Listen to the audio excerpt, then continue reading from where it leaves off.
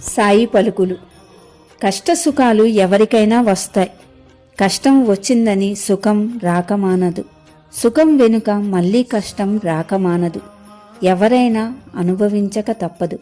మనకు కావలసింది ఓర్పు, సహనం అంతే. అవి ఉంటే జీవితాన్ని సులువుగా దాటుకొని రావచ్చు. మన జీవితం ఎప్పుడు మనం కోరుకున్నట్టుగా సాగదు. కానీ సాయి తలుచుకుంటే మాత్రం తప్పకుండా మారుతుంది. ప్రతి రాత్రి తర్వాత ఉదయం ఉన్నట్టే ప్రతి కష్టం తర్వాత చివరిలో సుఖాన్ని చేరుకుంటాము. వెలుగును చేరుకునే అంతవరకు వేచి ఉండాలి. ఓపిక ఉండాలి. విశ్వాసం కోల్పోకుండా చూసుకోవాలి.